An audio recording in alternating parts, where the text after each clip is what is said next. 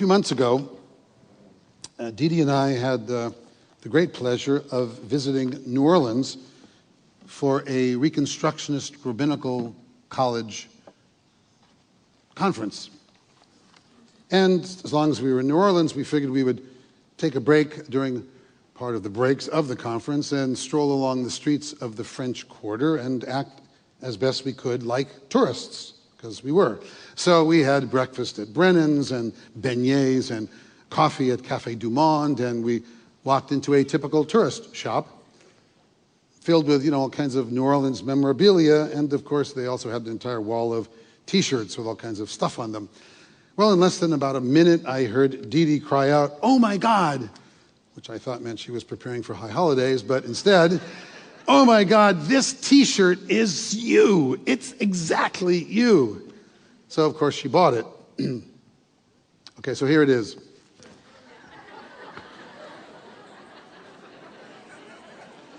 I know you can't see it. So, since you're too far away to read what it says, this is what my lovely wife now calls me in a nutshell. It says, "I don't have ADD, it's just that, oh look, a squirrel."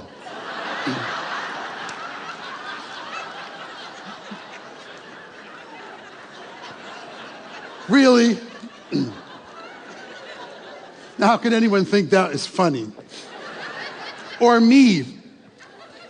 Chaim, did you get the email about, where'd he go? Look at the email about the, never mind. Look, I know that this is kind of a very short version of my own life, but I think I come by it honestly. I had a rather challenging childhood. As most of you know, my biological father died of a heart attack when I was just 4 years old. It was kind of my own personal, emotional earthquake.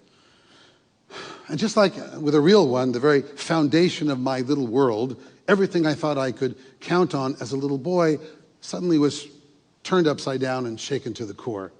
And somewhere deep inside that little boy that was me, at that moment I decided that nothing is really ever totally safe or totally secure. It just turned my fundamental sense of confidence in the world upside down. So perhaps it wasn't such a surprise that even though my mom remarried an amazing, wonderful man who adopted me and my sister and has been my blessing of a father my entire life ever to this very day, some traumas just never go away. And I certainly had a rocky beginning when it came to fitting in and being successful at school. I quit my first preschool because I was being bullied by a bunch of boys and then a bunch of girls who wouldn't let me play on the slides or the jungle gym. And then I was kicked out of Carl Thorpe summer school, really, because I was caught, writing on my desk. They're kind of sticky about those things over at Carl Thorpe.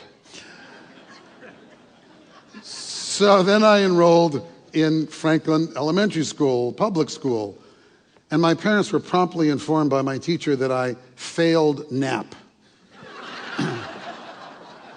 Because I couldn't even sit still, let alone actually lie down for any length of time without talking. Then in kindergarten, my teacher was so frustrated and obviously not emotionally equipped to handle kids like me that she put Scotch tape over my mouth. But fortunately, that Scotch tape incident really didn't traumatize me or bother me at all, and I forgot all about it totally a few days later.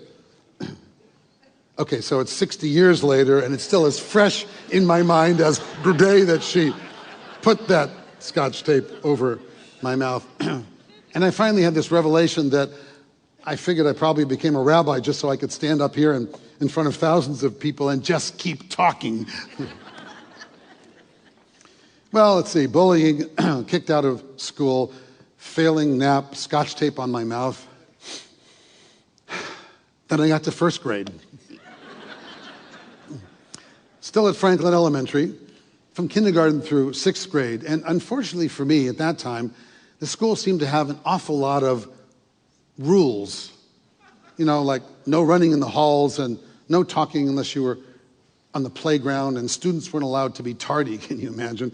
If you violated any one of those, or it seemed like a million other rules at Franklin, there were monitors roaming the halls, monitors in the bathrooms and the playground. They would give you these dreaded monitor slips if they caught you doing something wrong, and then you had to present that to your teacher. And if you got more than one in a day, you got sent to the principal's office. Okay, so since this is really my final High Holy Days as senior rabbi of KI, I decided, what the heck, it's time to come clean. So here is the real high point of my elementary school career. It's the fact that I, little Stevie Reuben, held the Franklin Elementary School record for amassing the most monitor slips ever given in one day. It was 23.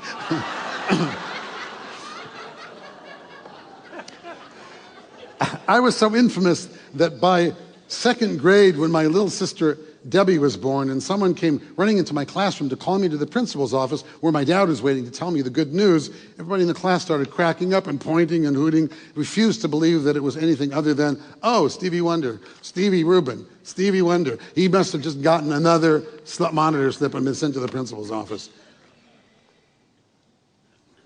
Look, I can't really blame them. I was the kind of kid who every single year, every single teacher magically knew my name by the end of the very first day of school. Always. Oh, and my report cards, I don't want to talk about them. Actually, I do want to talk about my report cards because I remember them all to this day. Every single year, every single teacher, it seemed, whether mid-year or end of the year, it didn't matter, they would all write the same words on my report card. Dear Mr. and Mrs. Reuben, who are sitting right here, by the way, dear Mr. and Mrs. Reuben, I believe that Stevie has a lot of potential. But he's so easily distracted that so far he's clearly an underachiever. I recall once seeing a Peanuts cartoon where Charlie Brown was talking to Snoopy and quietly saying, there are few burdens in life more terrifying than that of a great potential. Well, that was me for most of my life, at least my student life, and my student life was really a long time, as I mentioned last night. After junior high and high school, then there was 4 years of college for the BAs and 5 years of graduate school to get my master's in Hebrew letters and be ordained as a rabbi in Jerusalem, Los Angeles, and New York, and then a year and a half to get another master's in education from USC, and then internship at the University of Georgia to get certification in aging and gerontology, and then 2 more years to get a PhD in religion. I started thinking about all those degrees. Me, with all those degrees, I was never that good of a student. In fact, having so many degrees, I remember when I was first dating Dee Dee, she said, I think you're overqualified to be my husband. But I was really never that great a student. I always just got by with grades that were good enough.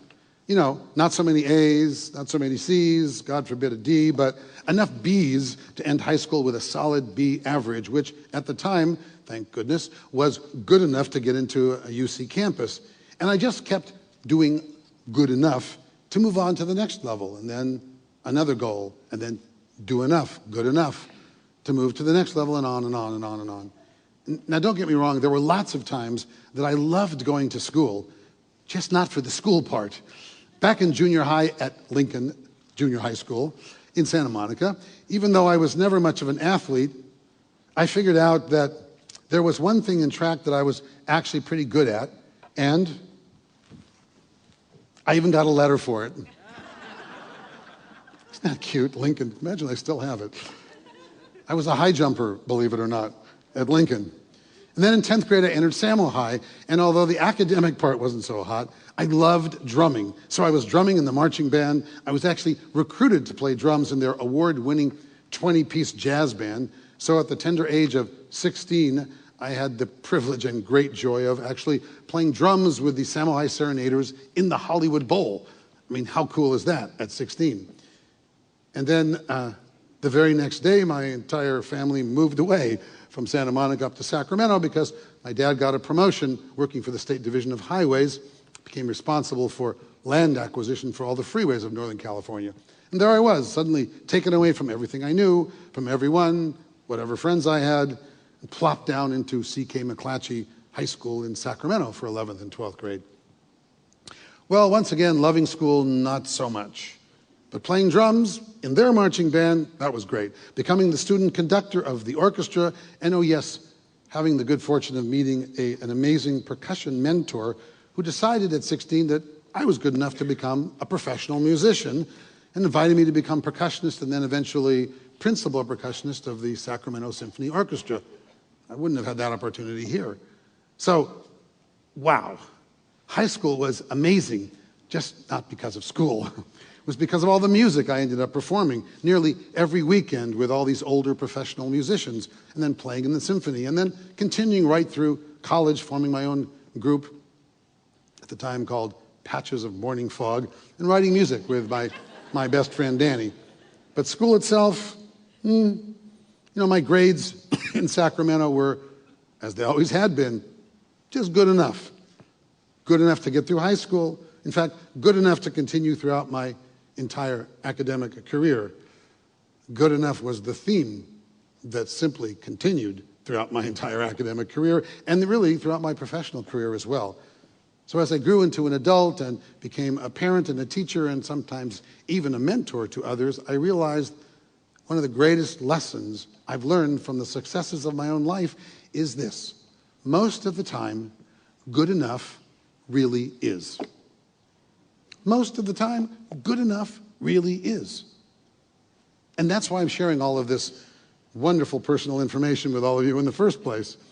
Even though I was never a really good student, evidently was consistently an underachiever, at least in the eyes of my teachers, somehow I figured out how at every turn, with every challenge, in every situation in which I found myself in school and ultimately in life itself, to do and to be good enough.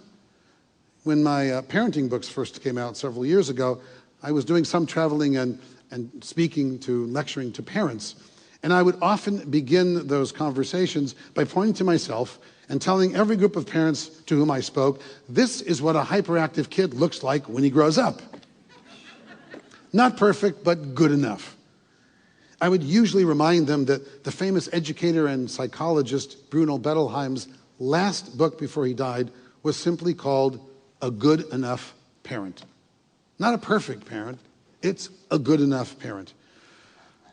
For Bettelheim and for me, and it ought to be, I think, for each and every one of you as well, good enough is just that, good enough.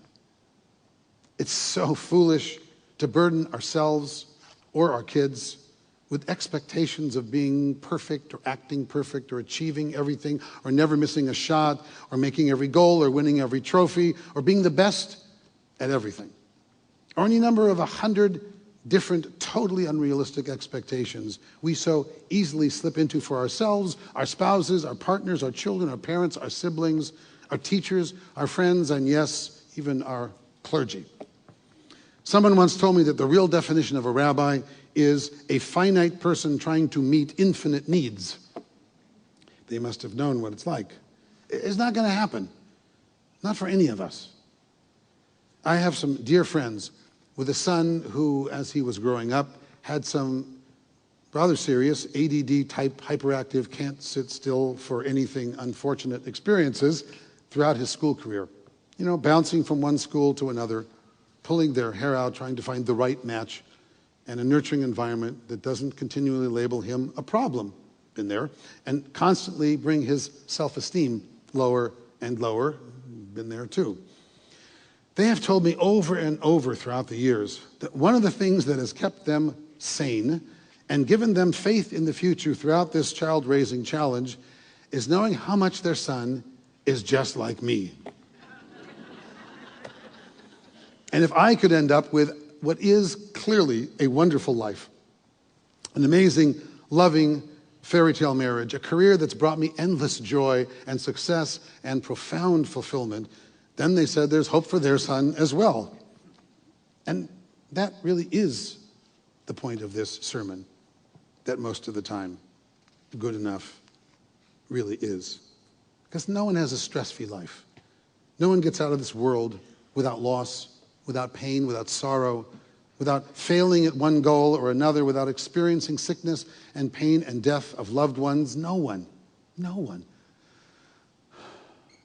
Anais Nin once wrote, "Life shrinks or expands in proportion to one's courage." And for the Jewish people, this is our season of courage. We take these holiest days of the year and we set them aside to have the courage to examine our past actions and behavior, our failures, and our potential for all of our dreams that have not yet been brought to fruition in our lives to still come true, one way or another. We stop and we think about all that we do and say every year that somehow validates the idea that each and every one of us is an underachiever in some way, with some relationships, in some setting, work or school or family, because that really does describe every single one of us. We are all underachievers in some ways. So what? So what? The quality of our lives is not a function of getting an A on the test or coming in first in the awards ceremony. Certainly not in having the fastest car or the biggest house or the coolest stuff, even though there's nothing wrong with having a fast car, I have one, or a big house or cool stuff. And I've probably said this more than 100 times over the years, but it's a special high holy day, so I'm going to keep saying things I've already said anyway. That most of the time, the most important things in life aren't things at all. Really ever. Period. We all know the most important things in life are the people in our lives. Everyone's heard the phrase that we make a living by what we make, but we make a life by what we give. And not just in tzedakah and financial giving to help raise the fallen or heal the sick or liberate those who are still enslaved, all of which, of course, indeed do need our financial support, as obviously does your own synagogue, on an ongoing basis to thrive and survive into the future. But it's not that. Our most important giving really are the offerings of the heart. What our tradition calls gemilut chasadim, acts of loving kindness. Loving and kindness. Loving and kindness, both are necessary. Both are fundamental to human happiness. Both are the irreplaceable foundation of any world in which you and I would want to live. Loving someone and being kind. The Dalai Lama once said, "Be kind whenever possible, and it's always possible." Ralph Waldo Emerson said, "You can never do a kindness too soon, for you never know how soon it will be too late." And even the Talmud says that the greatest mitzvah of all is simply kindness. So this year I encourage all of you to treat one another, especially the ones you love, your spouse, your partner, your children, your parents, your siblings, not only with love, but perhaps even more importantly, with kindness. Kindness and love means letting others be themselves, celebrating our differences, embracing the amazing reality that our world is populated by over 7 billion unique, individual, one-of-a-kind human beings, each with their own dreams, each with their own goals, with their own fears, with their own insecurities, and with their own deep and profound needs to be appreciated and feel valued by another, to be loved. There's a famous midrash in which God wants to reward King Solomon for all his faithfulness and all his wisdom. And so he says to Solomon, "What quality do you desire more than any other, and it'll be yours?" So in the midrash, King Solomon, the wisest of men, according to Jewish tradition, thinks for a moment and then says to God 2 words in Hebrew, Lev Shomea, a listening heart. A listening heart. That is my prayer, my gift for each of you this year. Lev Shomea, a listening heart. It means give yourself and everyone you love a break this year. I look at my life and the remarkable gift that it has been so far, and I know I've experienced pain and sorrow and the death of loved ones and the difficulty of learning to let go of disappointment after disappointment, and yet all of it really is just a part of this beautiful life of mine.